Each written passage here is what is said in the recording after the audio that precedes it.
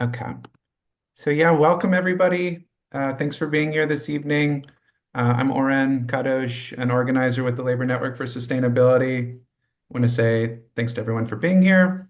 A huge thanks to our facilitators and trainers, Danielle Fox, organizer and policy specialist at Climate Finance Action, as well as Jay O'Neill, former union educator in West Virginia, now organizer and director of the Pushback Project at the Sunrise Project.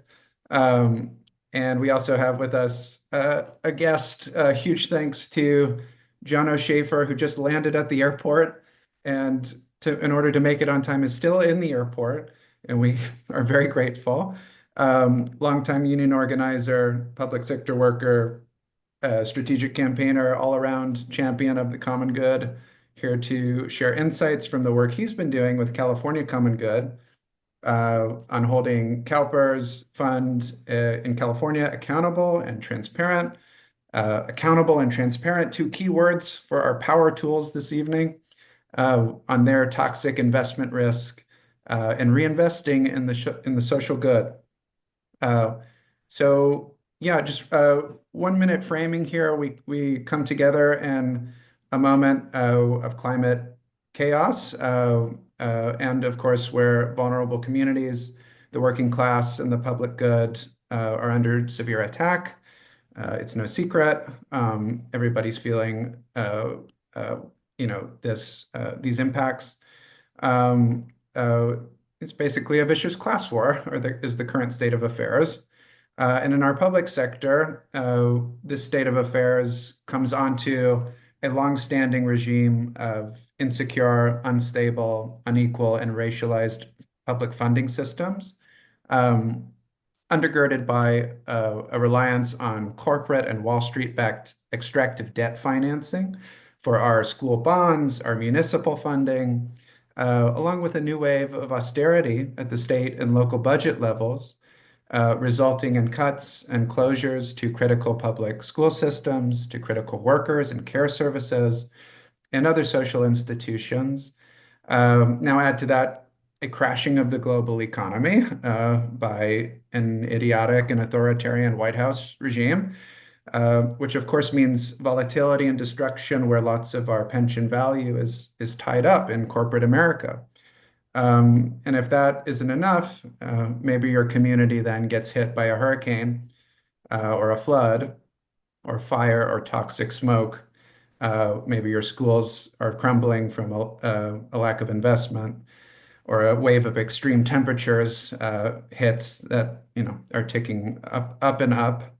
Um, Now, in a minute, Jay and Danielle are going to zoom us way in to talk about very specific tools and pathways for organizing to make sure our significant sum of worker capital, pension funds, can securely take care of us in a sustainable and joyful retirement, while also contributing to an economy of life and equity and sustainability, rather than an economy of death and destruction and volatility.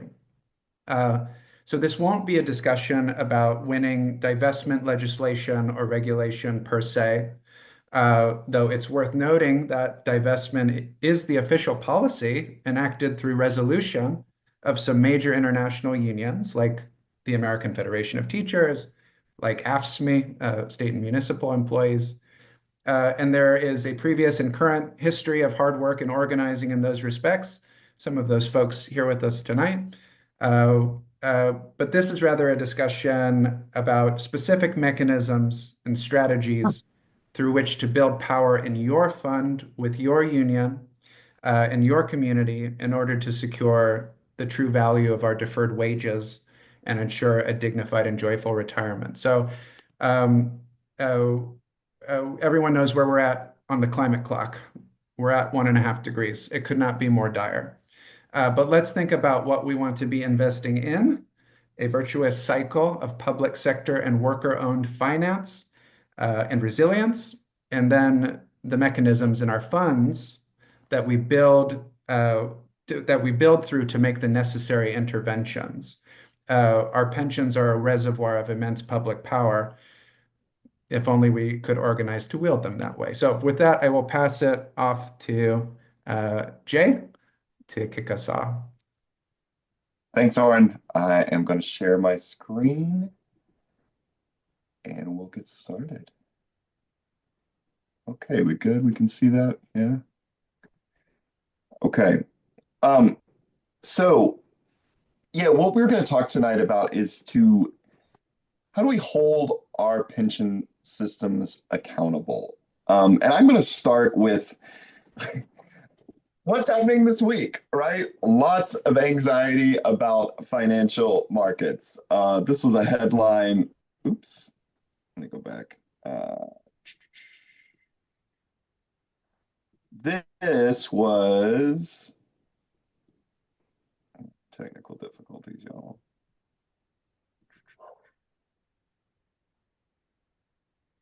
Okay,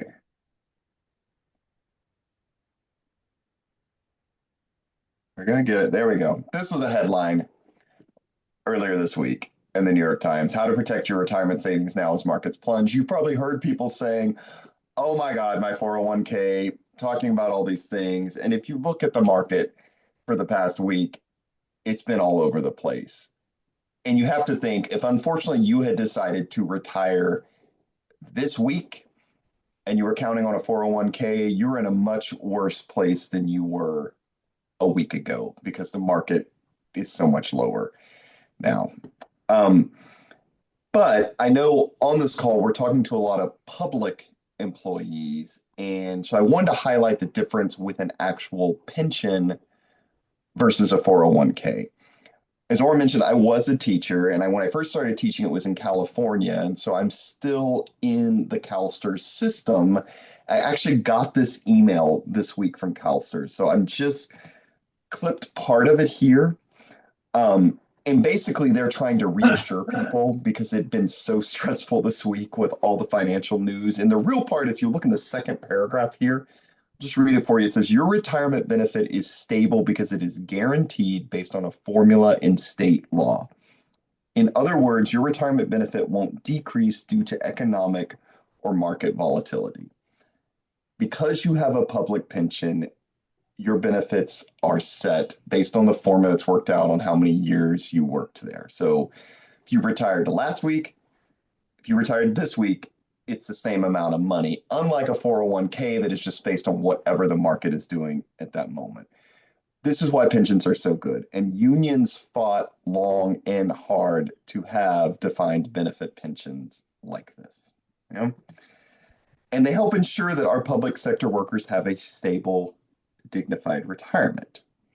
However, the big threat, and I know that's why you're all on here, is climate change, right? That is a systemic threat to the entire system. I saw this article came out a month or two ago about climate change will cost retirees trillions.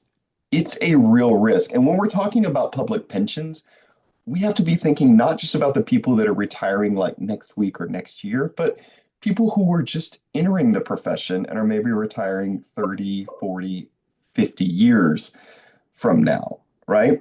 And so some of our states are making progress on this. Like I don't want to paint it all negative. Some are not doing great, some are making real steps. New York City is doing some really great stuff. They've committed to being net zero by 2040. They actually just released a statement last week said they're ahead of schedule, both with like current investments in greenhouse gas reduction, but also on renewables that they're investing in. Maryland does an annual climate risk assessment of their fund. They have set up a new climate advisory panel to look at how to do better renewable investments going forward. Oregon's going to be net zero by 2050. They have a new treasurer there who is really pushing a bill right now that kind of gives backing to that that says, hey, climate is a real part of your fiduciary duty when you're looking at these funds, and that you need to take and have to take climate into account. And then Washington has a climate blueprint, and there's a pretty good campaign there right now to push the state investment board even farther. So there is good work going on. But when we talk about these commitments, we have to ask, like, what do they really mean? When the rubber hits the road, what's actually happening? And so later on in the segment, and Orrin talked about this a little bit, we're going to hear from Jono in California in a campaign they've done around CALPERS, which is the California Public Employees Retirement System. CALPERS says we have a 100 billion climate action plan. And so some of the people there, Jono included, were saying, okay, what does that really mean? And they dug into it and they're going to show us a little bit about their campaign. Before we get to that, though, Danielle's going to kind of dig into the nitty gritty of this and show how do you look at your fund? What do I look for? And then how do I actually press for accountability? So, with that, I'll turn it over to Danielle. Thanks, Jay. Thanks. It's really good to be here with y'all. Sorry if I'm a little lower energy. I'm a little under the weather, but I'm really excited to be here. I was joking around with Oren that I'm also practicing to be a DJ for a jazz radio station, so you can let me know how I do with that as well. But more seriously, yes. Hi, I'm Danielle. I'm with Climate Finance Action. It's really good to be with y'all. Just in case folks haven't heard about us, we work state by state to build meaningful relationships with labor, public officials, internal stakeholders within a fund to really look at, what kind of policies could there be there to better protect your retirement security from climate risk and advance real world solutions for a more just economy. And recognizing that's workers' money, how are we supporting workers and having a say in that? So I'm going to dive in a little bit here on a couple of ways that looks. This is going in a little deeper. We did a first part webinar to this that really broke down more broadly what are the tools in the toolbox, and we can maybe share that as a resource after as well. But to dive in here on, what are those kind of commitments? So there are a lot of different facets of a pension that really can be activated to help tackle climate risk and pursue climate solutions. And so I'm going to cover just a few common ones and some of the commitments that funds can make to leverage that, recognizing those are really good steps. Those are steps in a really good direction. I don't want to overstate that, but it's about, while we're keeping an eye out to make sure, exactly how that fund is putting those words or those intentions into action. So I'm going to cover a few, and Jay, if you don't mind moving the slide, I'd love if folks in the chat could let me know if if your fund has done any of these or are actively considering them. So just a few very common ones. One is your fund naming the need to tackle climate risk as a part of its fiduciary responsibility in its core policy? And those are usually called investment beliefs or investment policy statement, but that's really what sort of sets the stage. So I'm curious for folks, does your fund have that? And feel free to pop in the chat, like I said. Another one is, sorry, I'm gonna have to take a few sips here and there in between this, but do they include climate or other key risks in a risk assessment? Are they doing periodic risk assessment and setting up clear processes for risk management? So that's another one to keep an eye out for with your fund. The third one is really, are they integrating climate risk and climate opportunities with an explanation as to why that's important for the health of the fund in their proxy voting guidelines? So check out and see in your proxy voting guidelines, do they include that, right? And then the fourth one that I want to highlight that falls within asset allocation. That's sort of a wonky term for like, how are they breaking down the different assets in their fund that make up the investments of your portfolio? Are there stated goals or commitments for transition, for decarbonization? Sometimes they're called climate mitigation or climate adaptation, renewable energy, things like that. So those are some common things that usually can help set the stage for more meaningful action. So I'm curious for folks in the chat. I'm just going to see, does anybody know if any of their funds have any of those? Anybody willing to pop in? Okay. All right, Melissa. Yeah, and I'm curious for other folks if you don't mind sort of popping in, let me know if you know at all. Yeah, okay, Sarah. Yeah. So if you don't know how to find out if your fund has done those things, don't worry, fear not.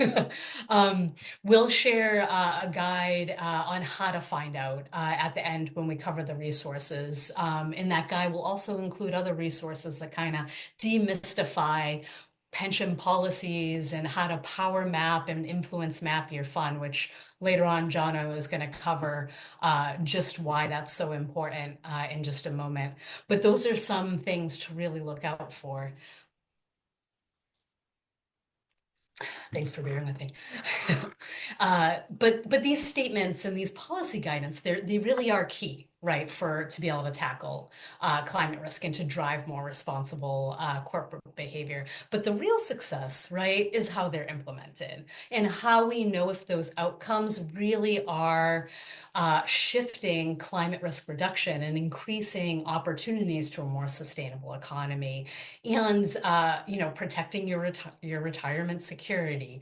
And so that's where we want to sort of focus in on here. I sort of think of it like maybe it's a little nerdy talking about puzzling, but you're making a puzzle and often you start around, you build out the edges and the border, and it's such an important, great start to get going. And once you get there, you're like, yeah, we did it, but we still have to fill in the whole puzzle, right? And so this is what we're talking about. Is like, awesome, we got the framework. Now what do we need to keep an eye out for filling in the puzzle? So of interest in time, I'm just going to highlight three powerful levers that you can wield to ensure your fund's actions or its operations are following through on its stated intentions. It's filling out that puzzle. So Jay, if you don't mind going to the next slide, I'm gonna go over these three, and I'm going to pepper in a few links for different resources if you want to sink your teeth into any of these a little more. So, I'm only going to cover three in interest in time here, but here's a resource that's a simple checklist that can help you see other things to keep in mind. But the very first one, so behind door number one, if we can go over to that slide, is actionable plans. So we're talking real ones, right? So not just general goals or commitments or statements. We're talking about clear plans that explicitly address transition readiness, aka how well can a company adapt to a low carbon or climate resilient economy, and transitioning away from high emitting, high risk companies that after a lot of engagement and activity demonstrate no plans to adapt. And so that means concreteness, right? That's a concrete plan with actual outcomes, benchmarks, activity timelines, and frameworks to monitor progress. So that's the difference between sort of a good commitment and general policy and an actionable plan. And I just want to highlight within this three kind of key linchpins to put on your radar to see if responsible investment plans or climate risk management investment plans are really being put to work. And the first one is that they need to account for those asset managers, right? And so if you're wondering, asset manager, what is that? Those are pension funds when they hire external asset managers. Common ones are BlackRock and State Street, but there's a lot of other smaller ones, a lot of other smaller firms that they hire to manage different portions of the pension fund. And so these folks have a lot of influence on your portfolio's makeup, what exact companies are they investing in, and how those shares and the bonds and those corporations are being used to push for more responsible behavior. So you can have a good plan, but the question to your fund is, what's the criteria and what's the direction that they're setting for all these asset managers to either decarbonize or hit the other climate risk goals they have. And also, what's their timeline to implement to make sure that all of the investments and assets are being managed by firms that are demonstrating they're using approaches that meet the goals, right? So that's where the rubber hits the road. The third piece on these plans, just really highlight, is it needs to be based on accurate data, right? That's really important. And so what frameworks or data sets is your fund using to be able to even gauge around their climate risk goals? And so, do those measurement tools go beyond kind of shaky headline analytics or thin company self-reporting, or does it have more robust frameworks? And I can include a link of some of those examples in just a moment. Um, and then also, working through this voice thing. How about those portfolio monitoring practices, right? Like, so they're looking at all of the monitoring. Do they have environmental key performance indicators? And those are pretty key to be able to distinguish the difference between a solid plan and just sort of some good intentions at risk of sounding rude. And here's a little two-pager on that, what really transition readiness is and what's behind a strong plan. And the very last one I just want to get at with this one, this is the longest piece, I promise, but is accountability, right? That doesn't just include what data they're using, but how they're even defining success that actually matches the goals for climate risk reduction. So you can ask your fund, what benchmarks, what indexes, all this terminology that actually is very important, that really says, what are you using to compare our performance? And does that account for managing climate risk? Very simply, they can use lots of terms, but that's what it's all about. Because if not, they might be handcuffing their fund staff or their board on climate risk management by kind of shackling them to misaligned barometers of success. So asking them, how are we defining success on this, is a very fair question. So that's a first really strong power move to be able to look at transparency and accountability. So the second one, the next slide, is around your fund showing its receipts, right? Your fund should be showing the receipts. So let's talk about a couple of, some of that reporting you can call on your fund to offer.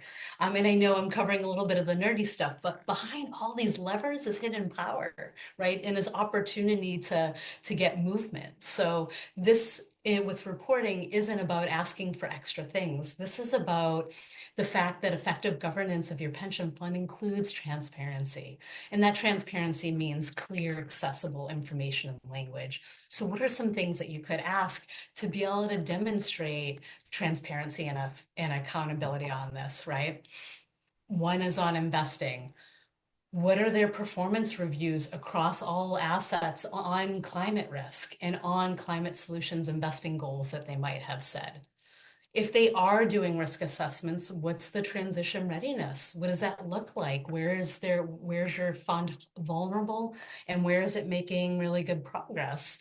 And based off of those learnings, how is your fund going to apply that to their future decisions? So those are some reporting you should be able to expect from your fund. And now on the stewardship side, that's the sort of, proxy voting, corporate engagement around the companies that you're invested in.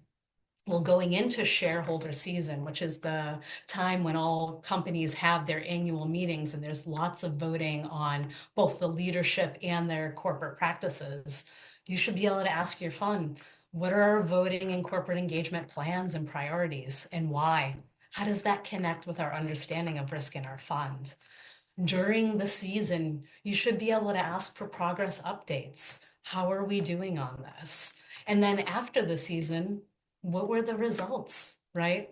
What were our actions? How do they align with our commitments? And were there any outcomes that really came out of that for change? So those are very real things. I know I'm talking with a number of educators in here. Show your work, right? And so that's really what this piece is looking at. And with reporting and information accessibility, should come a real opportunity for communication and engagement with the plan's workers and retirees, given that it's your money and your retirement on the line here, right? So that brings me to the third power move that I want to spotlight more on. Let me just grab some water here. Thanks. All right, so let's talk about the third one, and then I'm going to kick it over to Jono. But this one's important. It's really about accessible communications and authentic engagement with workers and retirees to be able to have more understanding and influence on the fund. Because, just to go back to a little of what Jay was referencing, This is about changes to the fund's governance so that workers and retirees have more knowledge and say because it's your money, right? It's your hard-earned compensation. As public employees, you have the right to be informed about what are the policies and developments your fund is doing and how does that affect your retirement security, and how to have a voice in how to protect you and your members' retirement futures from climate risks. So advocating for improved information, meaningful engagement is such a key step to be able to push for transparency and accountability here. And that can look a lot of different ways. You know, different states have different fund structures. So I want to recognize this isn't cookie cutter, but I am going to include a link here that can share, that offers a few different ways that this can look, different ways to strengthen transparency and engagement with the fund's beneficiaries. And I'll share, let's have me share a sampling of some of the ways some public unions are pursuing with their funds right now, just to make this a little more concrete, right? So I'm very grateful to be in touch with a number of locals that are engaging and advocating and thinking about having more influence and access to what's going on. And some of them are calling on the fund to assess and set improvement plans for information transparency. So first is really, looking at, is what they're putting out actually accessible? We want to prevent any sort of weaponized terminology or exclusionary terminology. How can this information be accessible? So that's one very baseline. The other one is some unions are asking for new events or platforms for communicating or engaging and weighing in on pension matters. That can take the form of forums, seasonal roundtables, beneficiary committees, town halls, things like that. Another way is to set up informal or structured communications, but always with an eye for cultivating really influential relationships with both their treasurer, which almost often has a key role in the pension fund, and the labor trustees on the board. And that's really to try to create a two-way communication. There's not just sort of setting out asks, but learning more what is going on, making it clear what are the biggest concerns, interests, worries from from that fund's beneficiaries, and trying to understand where there can be opportunities to engage more. So that's another really key one, to kind of power map and build those relationships with the treasurer and labor trustees and hear what's going on for them too. And then we're going to hear from Jono about California in just a moment. But just to spotlight a few, other examples. There's folks in Washington having excellent conversations with the fund staff. There's folks in Oregon who are actively participating in a beneficiary advisory committee. Folks in Minnesota looking at listening sessions. In Massachusetts looking at ramping up conversations with their trustees and treasurer. I'm actually just going to share one last link here for you that gives an example in 9 different funds of the kind of committees that folks are setting up. So the very last thing I just want to say is there's such an opportunity here, right, for solidarity. So there's a unique perspective as the public employees and retirees who are directly affected by how well your fund handles climate risk and climate opportunities. But there's also an opportunity to explore, coordinate, or collective action with fellow public unions. And you all know this, there's amazing organizers literally right in this Zoom room. So I'm excited to learn from and with you too. But as organizers and communities who are affected by these funds, it's such a powerful opportunity to bring in more labor and impacted community voices to the table, especially where there's such crossroads at some of the decisions the funds made. When they're deciding the funds they invest in, what are the labor standards that they're using? Is there an opportunity to invest in solutions that might benefit a number of different goals that unions have within that state, like safer school buildings? Or is there an opportunity to raise the deep need for just transition plans when we're looking at investing in renewable energy? So those are just a few examples of not only how you can get more engagement with your fund, but build a little more collective action there. But I've talked enough. That was a few of the different spaces there. I hope that offers a little sampling just to show that there are things that can be done and levers to be pulled, right? So I'm going to kick it over to Jono now to share his story of how they've been doing some of this. Thanks, Danielle. I hope folks can hear me. Give me a thumbs up if you can hear me. I am Thank you. I'm sitting at LAX. I feel like I'm going to be a scene from Airplane, the movie. Every once in a while, you're going to get the white zone is for loading and unloading only, no standing. So just be ready for that, and I will shut up when that happens. I want to give my background a little bit because it's what brings me to the analysis that we use in California. I'm a corporate campaigner. I've been a strategic and corporate campaigner for primarily for SEIU for about 40 years. Hi, Lenny. See some very familiar faces here. Um, and um, and I'm not the choir in this conversation. I think we have to recognize that we do really well when we're preaching to the choir, and we're with people who have already accepted the fact that climate change is an existential threat. The problem is, and it's not that I don't believe that, I didn't understand it in the way that I now do after having done this work for over a year. And that what I learned in terms of our efforts to engage California unions, particularly SEIU locals, which is the largest union in CalPERS, is philosophically, they believe in all of it. They believe that that climate change is a problem. They believe that climate change is an existential threat. And then it runs head on into the financial folks analysis that they have to keep getting investments in the fossil fuel industries. Let me know if that overhead interrupts too much. Is that making too much? Okay, I'll keep going. Um, and so I'm back. what happens is that the pension fund staff and the leadership of some of the unions say, and actually not just the leadership, but a lot of the members say, I need to have a return on my investment. I got to make sure that the checks keep coming. And so it's a battle between this long-term view of the problem that climate change is creating and the immediate reality of the returns that the fund is expected to deliver. And so what the first thing that I did, which is probably a benefit because I was brand new to this issue in this kind of work, was think about what's the narrative? How am we talking to the union members and the union leaders, the local union leaders, so that they see this in their core self-interest? And having it be a risk to the planet in the long haul isn't enough.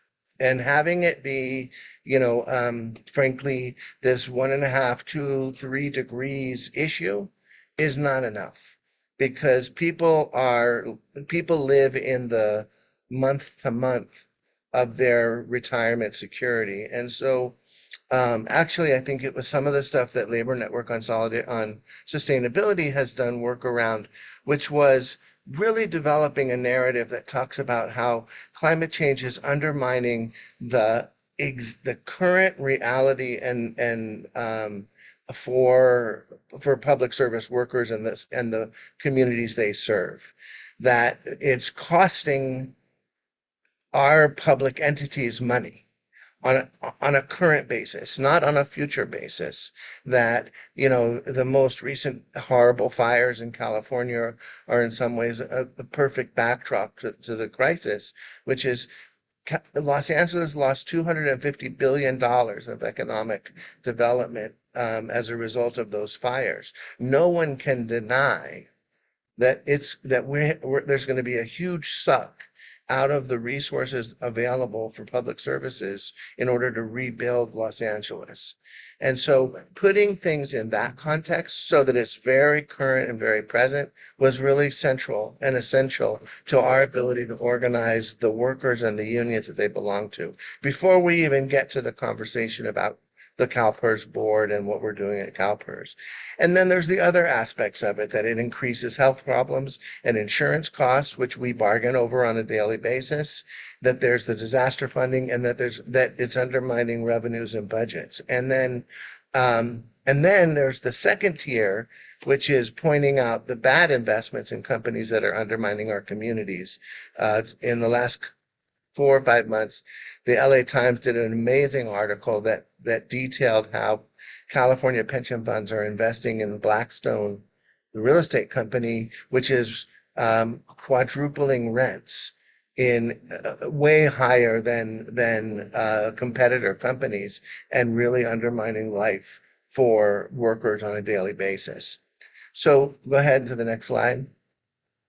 So that led us to create this slide, which is when we're talking to unions and union members, but in particular thinking about the union leadership, the presidents, the executive boards of unions who are part of these pension funds, is that we have to be saying to them that this is about protecting retirement security and advancing the interests of the beneficiaries on a very immediate and short-term basis, not just 30 years down the line when the planet is, burning up. Um, and if we aren't successful in achieving consciousness in this front, then we won't actually make any progress with the board members in terms of getting changes to the policies. Go ahead to the next one. So one of the things we looked for were what's the documentation on that question about climate change impact on public revenue. And so this is a report that the Rand Institute in California did. It's on the federal budget, and unfortunately I spoke with them, and there is nothing that's been done at the municipal level or the state level yet, but the principles are the same, which is given that climate change is having an impact on revenue and on the budgets at the federal level, it's having an impact on the local and state levels. And that's an awareness that union leaders need to have if they want to move forward. And consistently putting the words of the pension fund itself in front of the union leaders.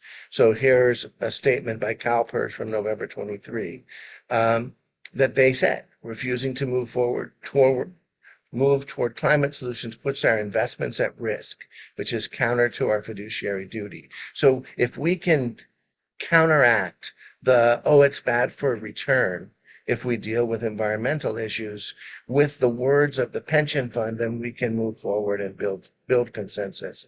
Next slide. And so another piece that we pulled together is 6 major funds in California. California, by the way, has $1.5 trillion in public pension funds combined between the funds that are listed here and the rest of the funds in the state, which is about 25% of all public pension money in the United States is housed in California. And every single one of these pension funds has made a statement about the existential threat to pension funds as a result of climate change. But again, pulling that knowledge, pulling that information, putting it in front of the workers and the elected leaders of those unions, so it's not just some lefty environmentalist that's yelling at them, but in fact it's the financial people at the pension funds themselves that are saying this has to be done. Next slide. And so we began to think about what is our plan? How are we going to do this? And the first was to develop a narrative that makes it clear that this is an existential threat in the present day, not just a 20-year down the line threat, but in terms of budgets, in terms of disaster relief, in terms of health insurance costs that unions are bargaining over, that this is all intertwined. That when the pension fund goes into this work, they have to have measurable climate change targets and accountability to that, not just nice statements. That previous slide, nice statements, helpful in terms of telling people that it's real, but not helpful in terms of actually achieving any kind of gains or wins going forward.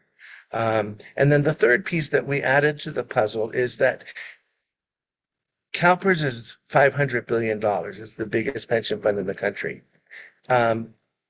they have dedicated, as a result of incredible work from people long before my time, people in the divestment movement in California, people at SEIU who have been doing capital strategies work for decades, pushing on the pension fund. So what they announced a year ago that they were going to create a $100 billion climate solutions fund, and that they were going to use that fund to focus on climate solutions. They're still going to leave 400 billion of the $500 billion fund in play in sort of in a less targeted and focused way. But we thought, well, if they're going to really do 100 billion, I mean, first of all, that's a massive amount of money. My understanding is that CalSTRS announced 100 million. So 1/10, no, 1%, not even a tenth, 1% of what CalPERS announced with 100 billion. And so we are saying to CalPERS and developing program and plans around it that spend some of that 100 billion on resilient, affordable housing that will address the housing crisis in California. And we're going to say to CalPERS, um, when you invest in renewables as opposed to the fossil fuel industry as part of the $100 billion fund, make sure that those are good union jobs and that the transition. And one of the pieces that we've developed since we made this slide is developing an idea to take to CalPERS to get them to engage in regional economic development planning. They need California to be vibrant.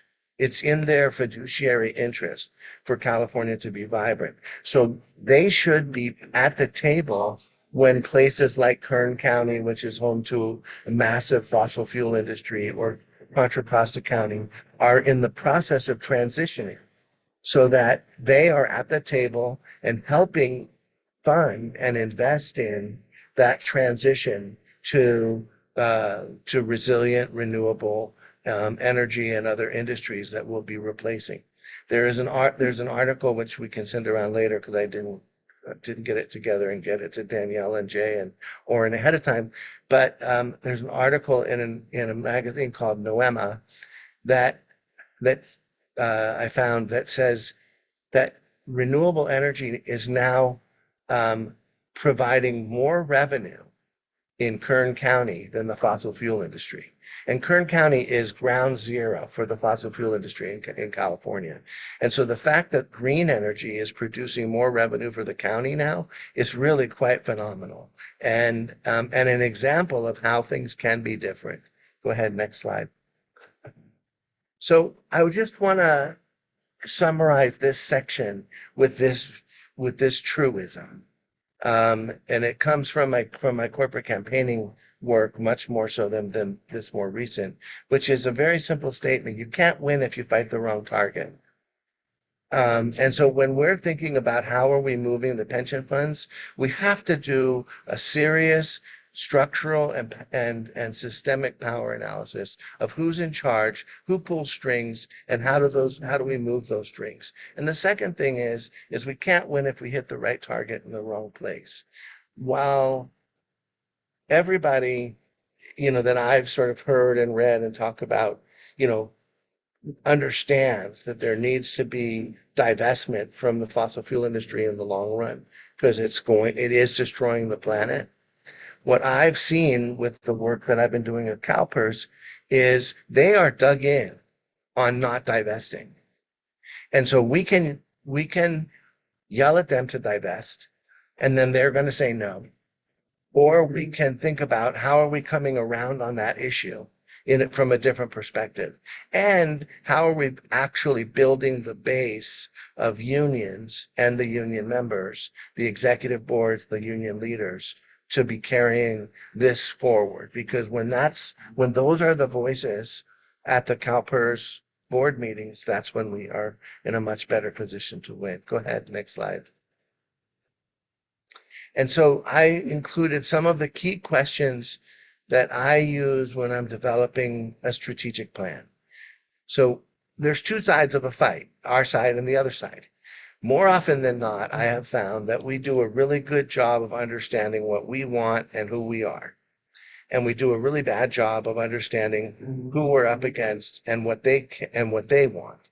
And the fact of the matter is, if we don't understand the other side, we can't beat them. And so these are just some questions, and you'll have access to these slides. But one of the most critical ones on the our side one is, who are the other stakeholders, and can we win if those stakeholders are against us? And in this situation, I would put those other stakeholders as the vast majority of union members whose money is in these pension funds. They are stakeholders to this fight, but right now they are not on our side because they've been convinced that fighting for shifting of investments out of fossil fuels and into renewables is going to hurt the return on those investments. If we don't overcome that resistance, we won't win. It's just as simple as that. And I know I'm going to run short on time, but I just want, on the other side is really understanding who the players are, who they're getting their information from, who are those individuals, what are the industries, and then how do we force the decision makers, who in this case are the board of trustees, how do we force them to be choosing between the interest of their beneficiaries, which is who they are legally required to work for, and Wall Street's view of returns.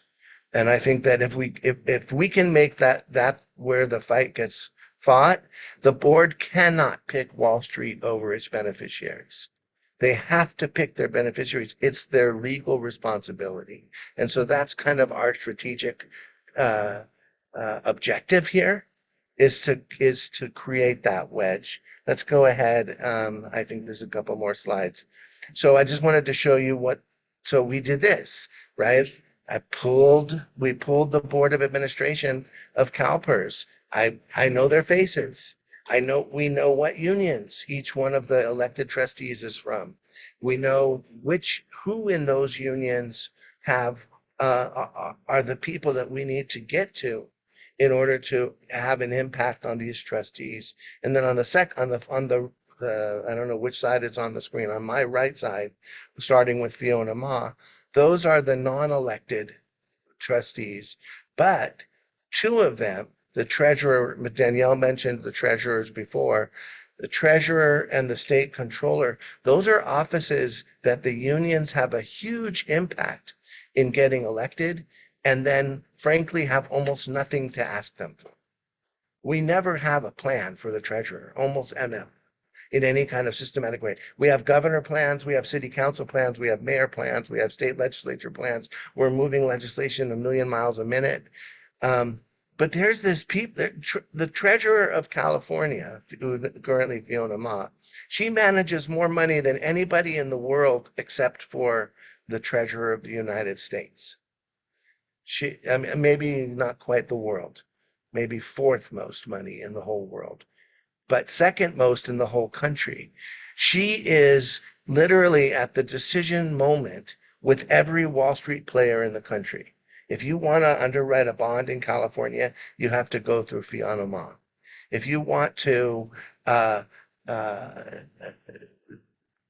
invest CalPERS money, CalSTRS money, or state treasury money, you have to go through Fiona Ma. So she's got them when they're asking. That's when they're vulnerable. And so we want to really get behind and into that stuff. Next slide. So this is what CalPERS said their transparency, their $100 billion fund was going to focus on, these areas: distribution, energy companies, lithium-ion, et cetera.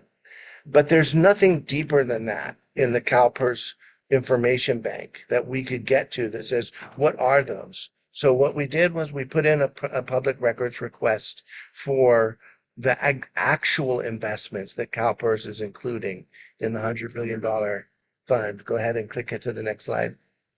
And lo and behold, came back to find that while first they would only give us information on half of what they claimed to have invested. To date, they say they have invested about $50 billion. And they gave us information on 25 billion. Within the 25 billion they gave us, there was $3.5 billion, or 13% of what they claim to have invested, in really bad companies. All of the major oil companies, big coal companies, and other really bad companies from an environmental perspective. Why is that important? You all know that these guys are investing in bad companies. But CalPERS said this 100 billion is for good shit. So we have this basic premise that you can't invest in bad shit in the good fund. You have to keep the bad shit on the bad side. And so when we wrote the report, it blew up. Bloomberg covered it. Uh, uh, Other people covered it. We did events in Northern and Southern California to release the report, where we actually, the image on the left, you can't see it great in this slide, but an artist whose home burned down in Pasadena and Altadena designed an image. And we painted murals that say, invest in our communities, not in fossil fuels. And we, with paint made from the ashes of the fires, to symbolically, and it got great coverage. There's clips that will go in the chat that you can look at. And most importantly, CalPERS flipped out. I can't remember if there's another slide or not, but uh, CalPERS flipped out. They went hardcore on the reactive mode, defense, putting out a statement, claiming that we were wrong, claiming that we were calling for a divestment. And the funny thing is when you read our report, um, it doesn't call for divestment. It says you can't put bad shit in the good fund. That's all it says. And that's really a good line for us to be holding CalPERS accountable from. If we said divestment, then they have all of their rap about why the oil industry is still making great returns and they need to do it for ROI and this and that. But since they said this is a good fund, then we got to hammer them over the fact that they put bad shit in the good side of their investment pool.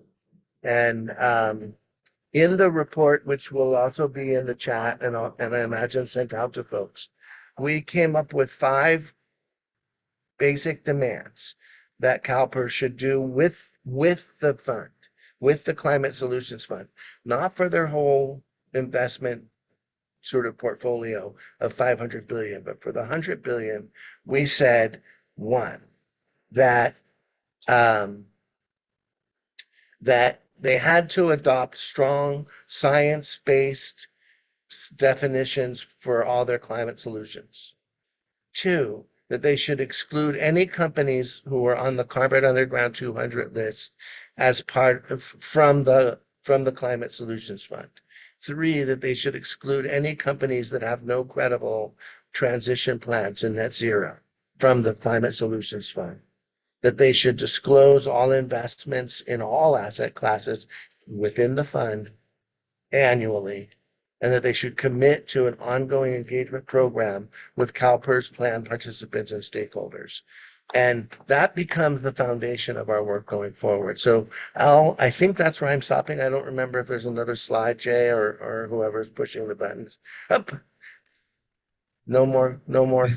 So that's what we've been doing. And I guess the only final piece is just that we've spent a tremendous amount of time trying to and building out relationships with the key unions that are part of CalPERS, so that to try to get them to own this fight, because they're the ones that can win it. Right. Thank you so I'm much. done.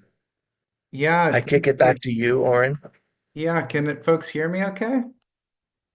Oh, thank you so much, Jay, Danielle, Jono. We want to jump right into discussion, and we have some prompt questions if there if there's no Q&A just flowing. But yeah, please jump in with questions, folks, or your own experiences um, about the substance of the tools Daniel laid out, or the strategies Jono was mentioning. And this is a lot of good stuff we've got here. So, oh, Melissa, go ahead. Please, please. Jenna, thank you so much for everything you presented about your campaign. I've been trying to catch base with people in California to learn more. I'm hoping that we get your demands so I can look them over in detail. But when you were talking about the shifting the narrative to reinvestment in California itself with the pension funds, I'm wondering if you also kind of thought about how that relates to a public bank campaign and had, used any of that language or had discussions with any of those campaign people. So I actually was part of kind of some of the very early work around public banking in California. And frankly, the scale of California is overwhelming for the beginning of for public banking stuff. The only place where there's a public bank is North Dakota, I want to say. So yes, public banking is a good tool to try to develop. I want to say they are 10 to 15 years into it already, and it's years away from even getting out of the study phase. So I'm not sure if the timeline of winning on public banking fits the urgency of this situation. But it doesn't mean that public banking isn't, it may be a better fit for places that are smaller. The California economy is just too big. Even just the LA economy is just too big in the short term. That's my opinion. If oh goodness, why am I blanking on her name? The head of the public banking team was on this call, she'd be throwing knives at me for saying that. But it's just the scale is just overwhelming. Okay. Yeah, I guess I can see that. All right. I'm just thinking in terms of New Jersey because we have been working on the public bank campaign for a number of years. So I'm almost seeing this as a like one step closer and perhaps like a test out. So I'm definitely going to keep an eye on what you're doing with the reinvestments in California and how that plays out. Well, I want to plant a seed, which is in thinking about affordable housing with the pension funds. What our first entry point, and Vonda, if I think you're still on the call, Vonda, has been doing work on this. Having the pension fund enter the process as a banker as opposed to an investor would be a powerful and a powerful and safer entry point. They can be the lender that gets things started, and they do their lending from a different asset class which has lower return expectations. And so there's an opportunity for the pension fund to enter the fray as a banker, and then if it gets going, then they can also add being an investor, if that makes sense. It does. Can I ask one more quick follow-up question? Do you know off the top of your head your funding, your pension funding percentage? Like, is it fully funded? Oh no. Well, it depends how you define that, because GASB, which defines, the pension fund funding ratios, has adopted very conservative ones. But there's very few that are actually at 100%. And Vonda, I'm gonna kick this over your way because you know this way better than I do. But I think CalPERS is at about 80. 80 to 85. Okay. Thank you very much. Thanks so much, Melissa. Go ahead, Lenny. A couple of questions. My retiree chapter, most of the members are part of Lacera or Lacers. LA City and LA County retirement systems. And no matter where you're from, we welcome. Somebody saying something over me? Keep going, Lenny. Okay, so I'm curious as to how similar the situation is with Lacers and Lacera. And my second question is, are there campaigns that are beginning to challenge this in either CalPERS or Lacera, or actually CalSTRS or Lacers? So California Common Good, which is the convening entity of this process, which is anchored by AFSCME 3299, UTLA, and ACE, which is the largest community-based organization in the state. We have been focusing on CalPERS. In looking at our principles that are in the report, the one about the Carbon Underground 200, we found that Lacers has actually announced, they haven't done it yet, but they've announced that they are going to get out of the Carbon Underground 200 companies, which is a very remarkable step, and not one that I would have thought Lacers would have gone to. Lacera is farther behind. And so we're starting with CalPERS, but because the teachers are involved, then that opens the door for CalSTRS. And then, it really depends on whether we can get SEIU 721 and AFSCME to take this on in a meaningful way, if we can go into Lacera and Lacers. Okay, got it. Thank you. Thanks, Lenny. Yeah, any other questions? Where we want to save 5 minutes to present some resources, some important links, and we'll send those around too at the end. Any other questions though? I just want to shout out Sarah Thies, because you and I spoke heading into the release of the report, Sarah, and I know you've been a stalwart with the Fossil Free California team. And I do want to say that battle that's been going on for, at least 10 years that I'm aware of, has forced CalPERS to take the intermediate steps that they have taken, like this $100 billion fund, which is a massive undertaking on their part and an unprecedented commitment. I'm pretty confident that they wouldn't have gone that far if there hadn't been all of the work that Fossil Free has been doing for so long. Yeah, I'll just add that I think that your take on it of really trying to get the unions and involved is the way to go. I have felt that way for a long time, that it's not until a whole bunch of union people show up at all their meetings wearing the same t-shirt, that it's going to go anywhere. Yeah. So I appreciate, the work, and the report was wonderful. And like you said, they just reacted like it was me talking to them about why they should divest, and it wasn't. It was you all. So that was great. Thank you. I'll just tell you, I looked it up. The latest funding ratio I could get was 75%. So I think they've gone between 75% and 80% for the last number of years.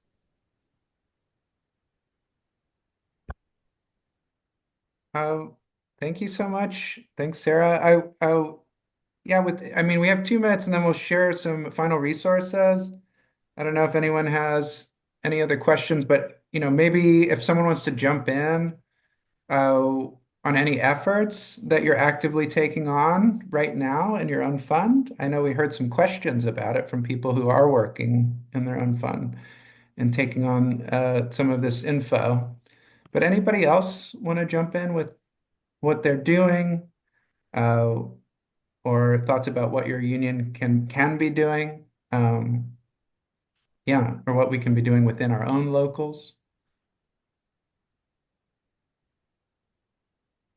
Yeah, could I just ask a question? When you have unions that have public sector workers, but they also have other workers in the fossil fuel industry, one of the things we've heard in New Jersey is like the folks in New Jersey would be, great with divestment, except that we have a lot of workers in CWA in Texas that are in the fossil fuel industry. And so they can't take a position against the international, blah, blah, blah.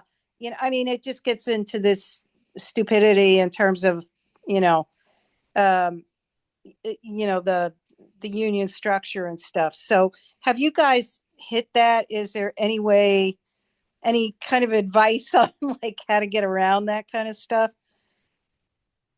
I want to see if I see Tracy Brieger's on the call from Jobless Justice and California Labor for Climate Jobs, um, who's one of our partners in California Common Good, but has been doing really good thinking about how do we build out the regional economic development approach to so that those jobs get replaced. Go ahead, Tracy. Specifically on like the Kern County or the Kern and Contra Costa approaches. Yeah. I can say very briefly, I mean, we've been thinking about like what is for a CalPERS strategy an overall sort of California industrial policy approach, if you will, around like how could we influence the $100 billion portfolio overall. Um, in terms of like what sectors would we really want to push investment into, and within that there's also a geographical focus, as Jono said really really well about like why would we want to think about we would want to think about investment in specific counties, like Kern and Contra Costa, possibly LA too. And it's my understanding that this is perhaps a bit of an unprecedented approach in terms of some of the investments. Like there's not a lot of examples where we've pushed like deep sectoral and geographical strategies with pension funds. So it's a bit new, and it's ambitious and it's very exciting, honestly. But we've been truly trying to say, what do we know that the best transition plan off of oil and gas for workers is a good union job, like in an emerging industry. And so how can we make sure that the investments are leading towards that in key places? And I think, at California Labor for Climate Jobs, what we're really interested in is like a worker and community led transition. Like in an ideal world, how are workers and environmental justice communities and other community members in Kern and Contra Costa saying like, we actually want to grow out X, Y, and Z industries locally. We want investment in these industries locally. And so working to actually have some kind of a participatory democratic, like, say in like, in guiding what the demands are for CalPERS in terms of regional investments. Because we know, as Jono, I think you already said this really perfectly, I don't want to repeat, but just like, what we need, there's obviously, benefits for industrial unions in terms of getting those good jobs and actually, building out that infrastructure, and what it's going to take to actually have a strong and robust public sector over time to make sure that we have the services that every Californian and everyone nationally deserves is a strong tax base, right? I feel like there's this like, silver bullet that like public sector unions and others have been trying to figure out forever, which is like, what is the revenue generation strategy as public budgets keep getting cut? And so one of the pieces is not just like what the next, schools and communities first or next like tax revenue, tax the rich measure, but also like how do we actually leverage workers' own money to invest in industries that create good jobs and also create a strong tax base for a stable public sector and good services.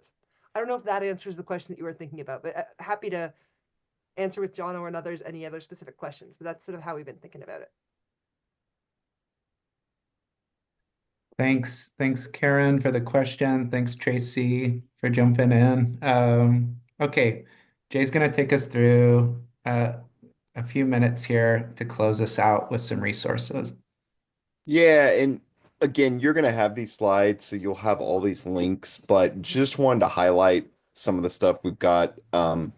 Danielle and CFA have a lot of good stuff in there, investing in our future guide. So a lot of like actual like worksheets and stuff, so you can kind of work through and kind of think about, okay, where do I go for this? Who has this? Do I know this? All these kind of things, power mapping, transition readiness and planning, all those type of things. It's really good. It's really hands-on. So I highly recommend checking that out. Um, we've got California Commons Goods research. The link was in the chat. We'll have it here. There's some press coverage as well that you can look at. Really good stuff about their campaign. They're doing good work. Um, and then finally, and Danielle, feel free to jump in on this if you want, but Climate Finance Action is doing a Union Voices survey, and they would love to hear from you. And if you want to share it out with folks in your union, be great to hear from fellow workers and retirees about what they know with their pension as far as their union perspective. Yeah, and I'm happy to just say a quick second on that, which is just really coming back to what I think all of us have been saying on the drumbeat, which is whose voices are, being centered here in the decisions on what to do with all these pension investments, and how are we making sure that we're lifting up the experiences, expertise, and amazing organizing that's happening among workers and retirees in that. And also that being a way to be able to inspire and motivate others that might be sitting in their state or in their pension fund wondering what could be possible. Or are they alone in having these questions or thinking about whether they have influence, and being able to just like in this room right here. I mean, just really what plus to what Tracy was saying about, looking at investments in energy transition that are done very deliberately to provide good union jobs and to ensure that benefits are coming to the communities that would be most directly impacted that in the short and long term. Those are just like some of those amazing nuggets that others could learn from. So if you'd like to share your thoughts and perspective, that's there. And finally, here's our contact info. I promise you, all of us would love to talk to you about any action with your fund in your state and be helpful in any way we can. So please don't hesitate to reach out. Thank you. Thank you all so much. Thanks, Jay. Thanks, Danielle. Thank you, Jono. Thanks so much, people, for participating. And Jono gets to leave the airport now, so we're all happy about that too. Yeah. All right. Have a good night. We'll send the recording and these links, the slideshow. Yeah. They'll have all the I'm links. feeling a little bit like I'm feeling a little bit like Tom Hanks in that movie. Yeah. Yeah. Just living in the terminal. Oh, goodness. Hey, Exactly, hey, living hey. in the terminal. Oren, I'm so sorry. Yeah. I am driving, and I don't want to sound ignorant. Maybe this sounds like a foolish question, but what I don't understand, and I'm not sure about California, but here in Connecticut, this question has come up many times throughout the years. Why, with all the money flowing through so many unions, why aren't there more union credit unions? Why that way we can take it at its root source. I don't understand this. Oh, why there's not. Hmm. And Thanks. I don't know if you think it. Do you think that would even help if we, from credit cards to every part of your financial investment, we could decide where it goes and how it's moved. I don't know if this is naive in thinking. I don't know if it's a stupid way to think, but just curious about why we aren't doing more in this doing that. Just curious what people think about that. Thank you, Kim. Yeah, Kim, AFSCME member, retired worker in Connecticut. I don't know. Does anyone have any insight or experience with unions and credit unions in response to Kim's question? Not really. Well, Kim, I think you've prompted us to think about something that we need to look at and work on. Just, do you think it's a foolish way to think? I mean, I'm not sure, Not, but not even close. I think you raised something that I just piqued my personal interest very much. So I wish I knew more about it to be able to be responsive. Um, yeah, maybe you know more than us right now. I don't, but it's a thought. Why are we investing in like Wells Fargo? We know, no, they don't have our in interest, which we use at F. Why are we doing that? And they do so many hurtful things. So I just Yeah. just curious. That's all. Thank you. Sorry. No, thank you. It's maybe related to Melissa's public banking question from earlier. Well, Kim, if you missed that question on public banking, watch the recording because Jono had there was some good discussion about it. It might be related to what you're asking about. Okay. Thank you. Sorry, I did come late. Yeah. So. Yeah, I was just going to say quickly, um, it's not a bad question. It's just in a different lane. Um, the, the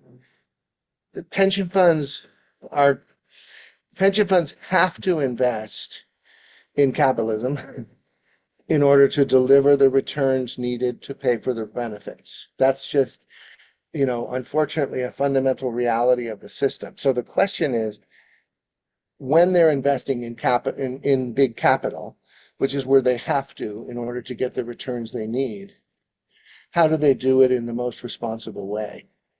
Where they bank is a different. I'm sorry, my camera's off, but where they bank is a different but important question, because there is a way to try to push banks, the Wells Fargos and the Bank Americas of the world to operate differently or not have our money. But what they do in that space is not what pension funds do in their investment space. So it's not an unimportant one. It's just a different lane in the financial world. Thank you. Right. No, thanks so much. All right, everybody. Have a good night. Peace.